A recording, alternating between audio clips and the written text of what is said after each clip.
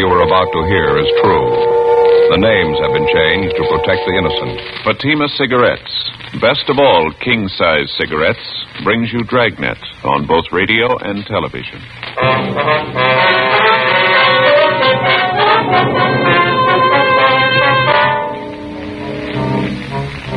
You're a detective sergeant. You're assigned to Juvenile Division. A steady supply of obscene literature is finding its way into a half a dozen high schools in your city. You get a lead on one of the sources of supply, a 17-year-old high school senior. Your job, pick him up. Fatima, America's first largest-selling blended cigarette. Now, best of all, king-size cigarettes. Prove it yourself today. Compare Fatima with any other king-size cigarette. 1. Fatima's length filters the smoke 85 millimeters for your protection. 2. Fatima's length cools the smoke for your protection. 3. Fatima's length gives you those extra puffs, 21% longer than standard cigarette size. And in Fatima, you get an extra mild and soothing smoke, plus the added protection of Fatima quality. Definitely the best quality in its class, but the same price as the cigarette you are now smoking. Buy Fatima in the bright, sunny yellow pack. Best of all, king-size cigarettes.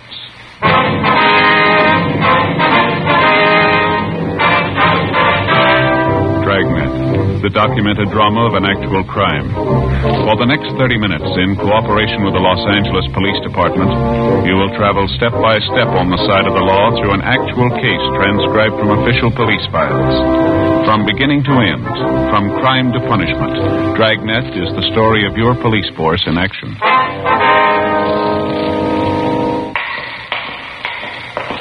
It was Wednesday, November 8th. It was windy in Los Angeles. We were working the day watch out of Juvenile Division. My partner's Ed Jacobs. The boss is Captain Stein. My name's Friday. It was 11:05 a.m. when we got to the basement floor of Gorman High School. The locker room. Which way, Steve? You want to show us which locker's yours? You still haven't told me what this is all about. Routine check, son. Yeah, but why do you have to pick on me? Why do you have to see my locker? We're not picking on you, Steve. Now, how about it? Which locker's yours? Right here. This is mine, 318. Here's the key. No, you open it, Steve. Just a couple of personal things of mine, that's all. Mm-hmm. All right, I'll open it.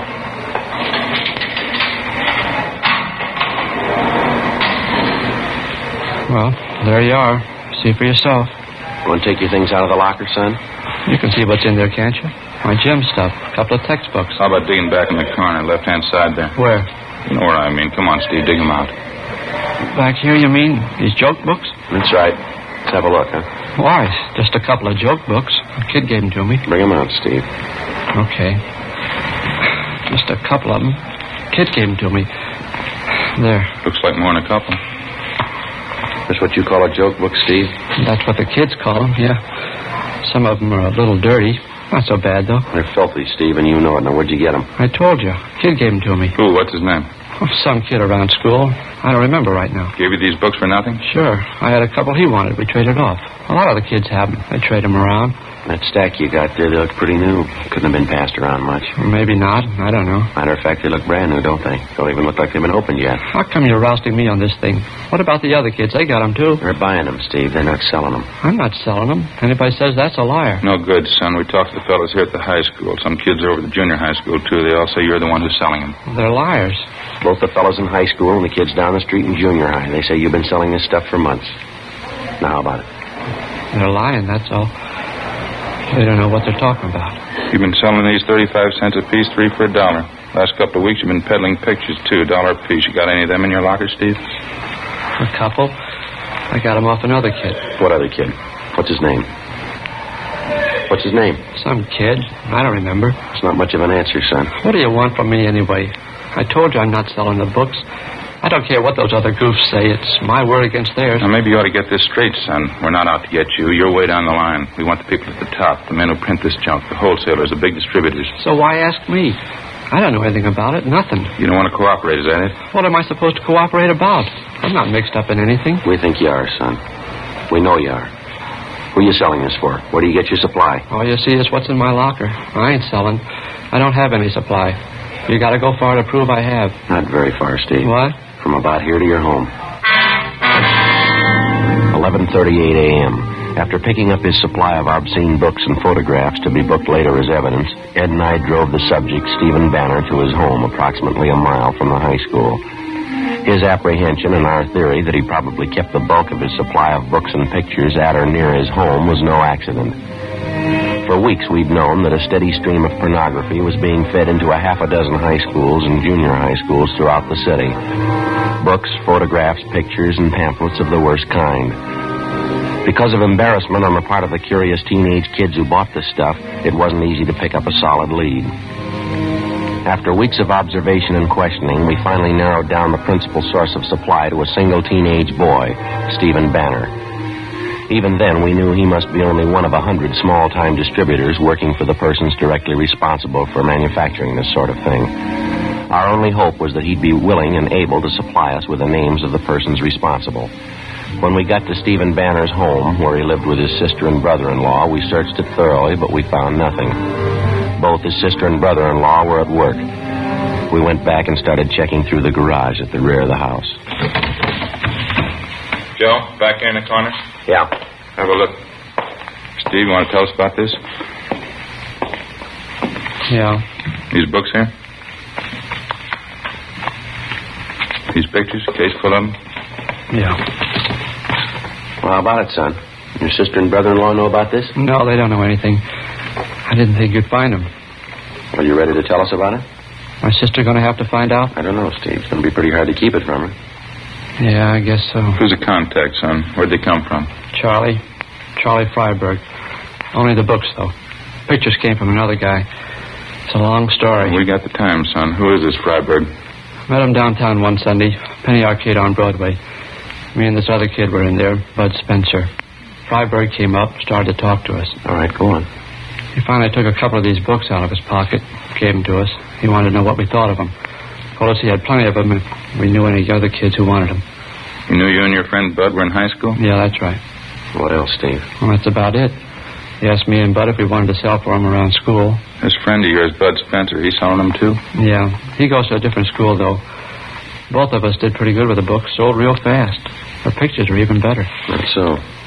You say you didn't get the pictures from Freiberg. There was somebody else? A man by the name of Jack. I don't know his last name. Freiberg put us onto him, gave us an introduction, set up the deal. We got the pictures for 75 cents. Most of the time they get us $1, $1.50 a piece. Bud and I did pretty good. Do you know any other fellows working for this Freiberg, Steve? Any other kids in school, I mean? No, just Bud and me. That's all I know. It wouldn't be so bad if it was just the books. That lousy Charlie. He had to go and promote the party routine, get everybody mixed up in that. How do you mean? What's that all about? Charlie. He stays at this place out on Sepulveda. It's a motel. That's where we always contacted him. Yeah. After a couple of weeks, when we got to know him, he asked me and Bud out to this place. Said he was going to throw a party. Told us to bring our girlfriends along. Turned out we were the only ones at the party. Me and Bud and the girls and Charlie Freiberg. The party lasted pretty late. I should have been smart enough to figure it out. I wasn't. What do you mean, Steve? Figure out what? Why'd Charlie be throwing parties just for us? The first 2 times there wasn't anything wrong. We just talked, danced with the girls, drank some beer. Charlie told us to have a good time. He threw a party every Friday night. Never broke up till after 3 o'clock. How old are your girlfriends, yours and Bud's? 17. They're both 17. They've been around, though. No use kidding you. They weren't very smart, I can tell you that. None of us were, I guess. Next couple of parties, Charlie had whiskey there. Dumb girls drank right along with him. So did we. Freiberg served the whiskey, didn't he? Yeah, that's right. He loaded the drinks, kept handing the girls a lot of stuff about how he used to be a director in pictures. He had a lot of connections in Hollywood. The last party I was at, he said he was going to get the girls' screen test. A lot of malarkey like that. Mm-hmm. What else, Steve? I don't know. I had a beef with Charlie about it, and I walked out. I haven't been back since. Does he still throw these Friday night parties, do you know? Maybe. I don't know. There were 3 or 4 after the last one I walked out on. Dumb girls think Charlie's just great. God, so I can't stand the guy. How about the parties you didn't show up for, Steve? You get a rundown on them? Well, I heard a couple of things, yeah. Sure glad I wasn't there. How do you mean? Dumb girls never fails. The oldest line in the world. They still go for it. What's that? Tell them you're going to get them in the movies. We continued questioning the subject, 17-year-old Stephen Banner. He gave us a full description of the man who'd been selling him the books, Charles Freiberg, and also a description of the man known as Jack, the one who'd been supplying him with pictures and photographs. In addition, he gave us the addresses of the two men, a fair description of Freiberg's car, no license number, and the names and addresses of the two girls he and his friend had taken to Freiberg's parties. 1:20 p.m. Ed and I took the case of obscene books from the garage, loaded it in the back seat of our car, and Stephen Banner directed us to the high school attended by his friend Bud Spencer. We picked up the Spencer boy and drove him and Banner downtown to Georgia Street Juvenile, where we booked them in on 700B, Welfare and Institution Code, lack of supervision. We drove to the motel out on Sepulveda, but the suspect, Charles Freiberg, had moved out 5 days before, no forwarding address. It wasn't a dead end, though. From his motel registration card, we got the description and license number of his car. On the way into the office, we checked out the address of his confederate, the man known as Jack. He'd moved the same day as Freiberg, no forwarding address. Back at the office, DMV got a make on the license number for us. The car registered in Freiberg's name, 239 West 92nd Street. We went down to R&I and pulled the package on the suspect. 3:40 p.m. Last address on was 3 years old. How's his record read? Well, he's been in the business before. A couple of ag charges, a 311 charge, too. Possession of obscene literature. Served 8 months in county jail. Mugshot there? Yeah, here. Mm-hmm. Close enough to the way the boy described him. I'd say so. There's M.O., too. Huh? Same pitch the last time they got him, working the high school trade. Passed himself off as a studio man, movie director. How about the other man, Jack? You got anything there? No, not yet. I gave the information on him to the stats office. They're going to make a run for us. Well, I guess we better check on the kids' girlfriends, huh? Mm-hmm. Get their stories. Yeah, I suppose so. It sure gets me, Joe. What's that? Pair of young girls like that, out at motel parties till 3 a.m. drinking. Yeah. 17-year-olds, no reason for it, no reason at all. Well, I can think of one that might do. Yeah? Their parents. We checked out the suspect's address furnished us by DMV and also the information from the R&I package. They went nowhere. We had a second interview with Stephen Banner and his friend Bud Spencer. We showed them Freiberg's mugshot and both of them identified it. We got out a broadcast and an APB on him. 4:12 p.m. Together with policewoman Doreen Statesel, Ed and I drove out to interview the two teenage girls involved, a Dorothy Ryan and a Laura Osborne. We stopped at the home of the Osborne girl first, but she wasn't there, and neither were her parents. An older sister told us that both the mother and father were working and that Laura was at a neighborhood school for models, taking her weekly lesson. We checked at the modeling school, a converted second-floor social hall, where we finally located the girl, a tall brunette, dark eyes, fair complexion. The heavy makeup didn't do much to hide her age. While the modeling lesson went on, policewoman Statesel, Ed, and I talked to the girl off in one corner of the hall. Your friend, Steve Banner, he took you to those parties at Mr. Freiberg's place? That's right. Very nice man. He was always nice to Dorothy and me. Dorothy Ryan, she came to the parties with Bud. He's a friend of Steve Banner's. You have no complaint to make about this Mr. Freiberg? He never caused you trouble of any kind? Charlie? Well, no. As I told you before, that business about Steve getting mad just because Charlie told us he'd get us in the movies. Well, it was silly, that's all. Plain silly. Charlie was just helping us. How do you mean, Laura? Well, he's in Hollywood, you know, Charlie Freiberg. He has lots of connections. He just wanted to help us get some good modeling jobs. That's why he took our pictures. There was nothing wrong. You continued going to these Friday night parties without the two boys, is that right? Yes, Dorothy and me. There wasn't anything wrong with it.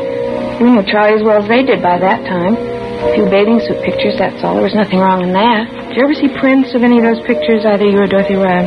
No, but Charlie's going to get us some. He promised he would. You know where he is now? No, he moved. I haven't any idea where he is. When's the last time you saw Freiberg, miss? About 10 days, 2 weeks ago. What's this all about, officer? You looking for Charlie? How does he usually contact you, Laura? By phone? Yeah, usually calls. Has he called you lately? Well, I don't know. Why are you looking for him? Can't you tell me? Routine investigation, miss. Oh, I'm sorry. I don't know where Charlie is. Why can't you tell me why you want him? We want him. Well, why? Can't you give me a reason? This is one of the reasons, Laura. Would you look at this picture? Charlie took this? It's his business, Laura. That's the way his police record reads.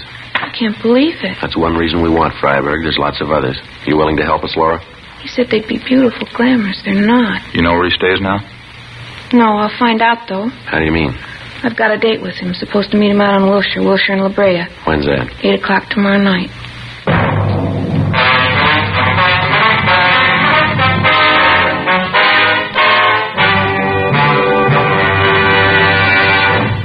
You are listening to Dragnet, authentic stories of your police force in action.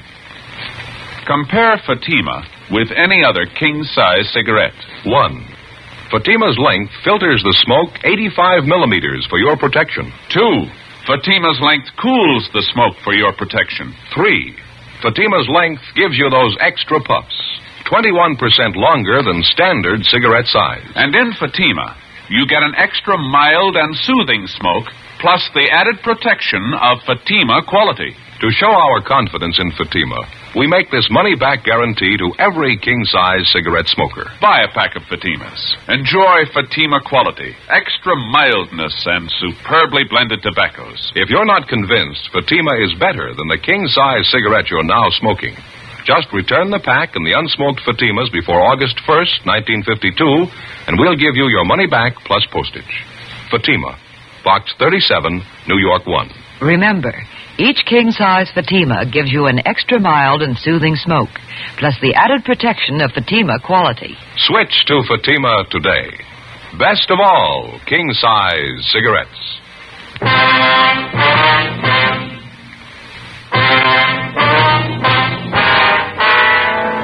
November 8th, Wednesday, 5:30 p.m. After our interview with 17-year-old Laura Osborne, policewoman Doreen Statesel-Ed and I drove to the home of Laura's girlfriend, Dorothy Ryan, who was also present at the motel parties given by the suspect, Charles Freiberg. Her story of what had happened was essentially the same as the one we got from the Osborne girl. That night, we met with the parents of both girls. They were well-meaning and cooperative. They admitted their mistake. It was the same old story of lack of supervision and very little home life. The parents told us that they had no idea of what had been going on or the late hours that their teenage girls had been keeping. Besides promising closer supervision of the girls, they told us they would notify us immediately if the suspect Freiberg made any attempt to contact their daughters. 6:25 p.m. We got back to the office, put in a call to Stephen Banner's home, and notified his sister and brother-in-law that the boy was being held for further interrogation. We also notified the parents of Bud Spencer. The following morning, Ed and I went across the street to the district attorney's office, presented our case, and a warrant was issued on Charles Freiberg for 702 WIC, contributing to the delinquency of a minor. At 7 o'clock that night, Ed and I staked out on a cocktail lounge near the intersection of Wilshire and La Brea, the place where the suspect had told Laura Osborne to meet him. 7:30, 7:45. We waited. Think maybe we're in business, Joe. What? Down the corner there, waiting for the signal to change. Dark suit, dark hat. Yeah, could be. Crossing over now, heading for the bar. All right, let's go.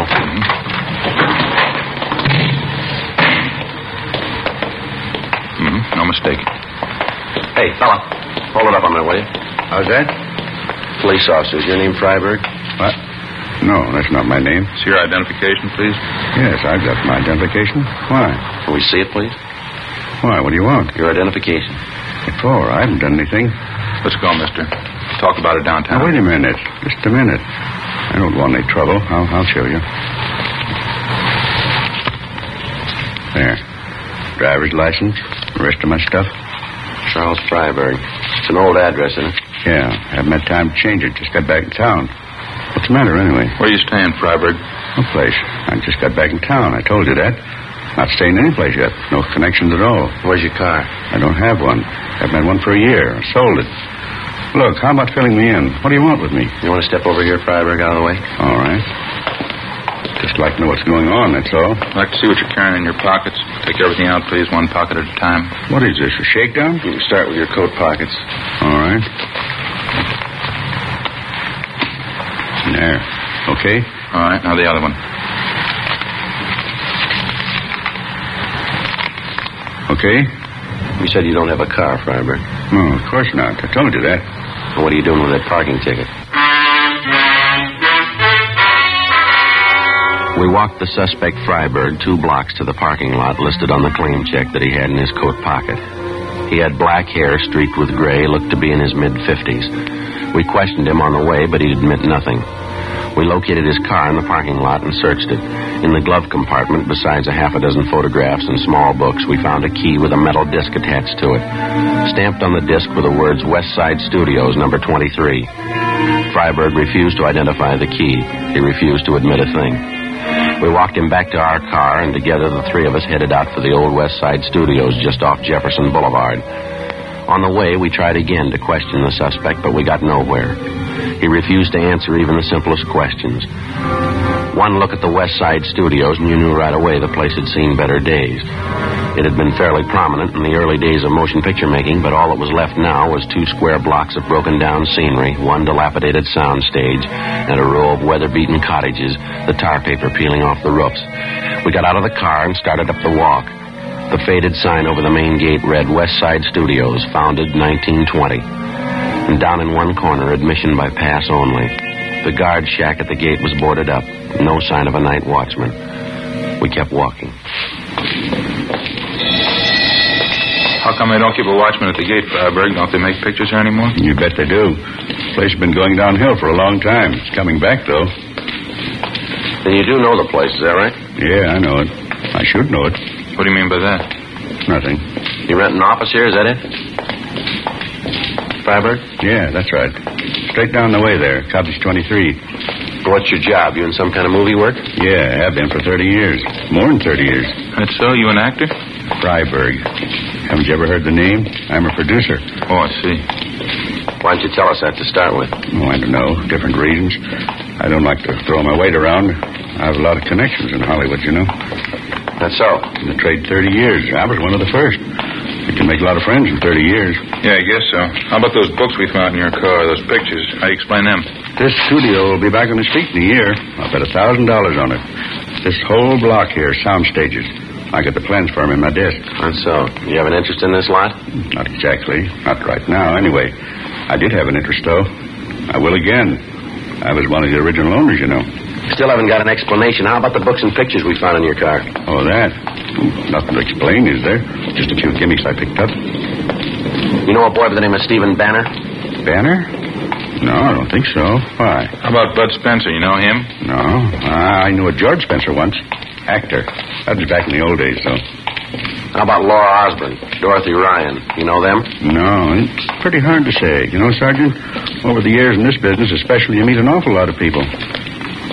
Well, these are fairly recent. You ought to remember them. They're just kids, 17-year-olds. No, afraid I don't recall the names. Soundstage bell. We got a company over there doing some shooting tonight. Television films. They make them too fast. Trade's not like it used to be. Quality, that's what we went after. It's gone now. It's all gone. West Side will do it again, though. You can bet on that. We're coming back. Look, how about leveling, Freiberg? You know why we picked you up. You know why we're out here. That's just it. I don't know why. Oh, say, look across the road. That's set over there. The old greenhouse there, it's a colonial mansion. Weather's faded the colors a little. Typical old southern estate now, you know. We shot some beautiful footage there. Picture's a classic in its own right. Maybe you remember it. Moonlight and Magnolias. They changed the title later. Love in the Moonlight. Beautiful thing. You ever see it? No, I don't think so. I couldn't tell you how many beauties we turned out that year. I was a young fella then. Song and strife, moonlight, magnolias, little orphan girl, sweetheart to campus. That's your cottage there, Mr. Freiberg? What's that? Just on the way there, number 23. Oh, yeah. Completely forgot about it. I hope you'll excuse the way it looks. I haven't been able to find good accommodations in town. I've been staying at the office. We have a little couch there. I sleep on that. We have a hot plate, too. Good enough to boil the coffee in the morning. Mm-hmm. How come you couldn't find space in town? The hotels aren't that rushed, are they? Well, the ones I'm used to staying at, yes. I'd just soon camp here at the studio than stay at one of those places downtown. Say, wouldn't you like to see the rest of the lot? Pretty interesting if you've never seen a real movie lot. I mean a high-class one. We've seen them, Mr. Freiberg. We'd like to check your office. Oh, all right. This is it. Cottages need a good coat of paint, of course. It'll all be done pretty soon. West Side's going to come back strong. You can bet on that. Yeah, I guess so. Uh-oh. Watch it on that first step there. It's loose. Have to call maintenance and get that fixed. Yeah, it's all right.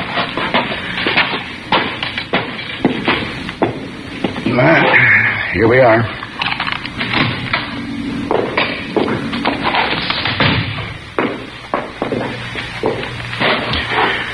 Well, as you can see, the office isn't very much. What is it you wanted, gentlemen? You want to check that cabinet there, Ed? I'll take a look through these cases over here. Okay.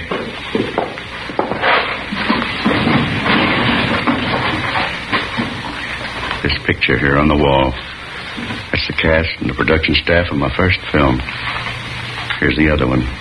Me and R.Z. Bernard. He autographed the picture for me, Bernard himself. Those were the days, all right. Quality. That's what we went after in pictures, real quality. Not like today. Gone. The good days. Fine pictures. It's gone. All gone. How about it, Freiberg? These cases of books here and these photographs. Not my fault, believe me. I had to make a living. I had to make money. How do you think it feels to get cheap like that? I used to be young. I was big. I was talent. I made big pictures. How do you think it feels to get cheap all of a sudden? Cheap enough to do this kind of thing? Nobody forced you. It was your choice, mister. It wasn't my choice. You're wrong. All I want to do is make pictures. There isn't a chance anymore. Not like the old days. You need hundreds of thousands, millions. It's gone. It's all gone. Had to eat. Had to put clothes on my back. You admit you're responsible for this? Books, pictures? You're working in the high school trade, kids like Steve Banner, Bud Spencer? After 1935, I couldn't get a job. I didn't want this. I had to do it. I'm ashamed. Who wouldn't be? I had to eat. It was the only way. I had to live. There's honest jobs to be had. How about this man named Jack? He was in with me. He was my cameraman back in the old days. You can't blame him either. He had to live, too. You willing to come downtown with us? Give us a statement? Yes, all right. All right, anything. How about the parties? The two girls, Laura Osborne, Dorothy Ryan? I took some pictures, that's all. I didn't harm them. Not in any way. You had it wrong, Freiberg. You know that. Yeah, I know. But just to have the kids there, they made you remember the days in your life. Best days in anybody's life. That's so? When you used to have money. When you used to be young.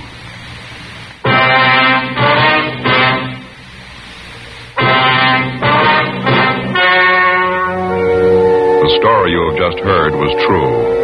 The names were changed to protect the innocent. On January 29th, trial was held in Superior Court, Department 87, City and County of Los Angeles, State of California. In a moment, the results of that trial. And now, here is our star, Jack Webb. Thank you, George Fenneman. Friends, won't you do this for me? Compare Fatima with any other king-size cigarette. You'll find Fatima's length filters the smoke 85 millimeters for your protection. Cools the smoke for your protection. Fatima's length gives you those extra puffs, 21% longer than standard cigarette size. And you get an extra mild and soothing smoke, plus the added protection of Fatima quality. That's why I'd like you to buy Fatima.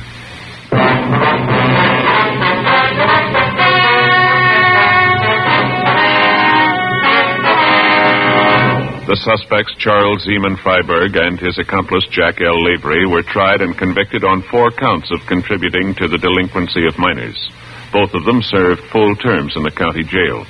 Contributing to the delinquency of minors is punishable by a fine of not more than $1,000 or by imprisonment in the county jail for 1 year, or by both fine and imprisonment.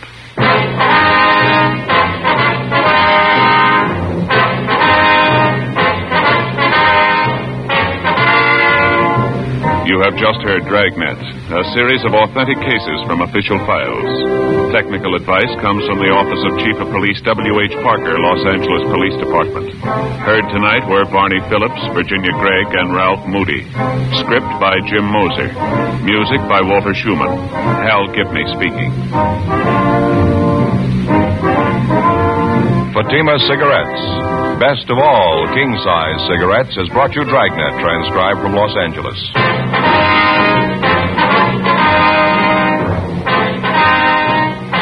Now it's Counter Spy on NBC.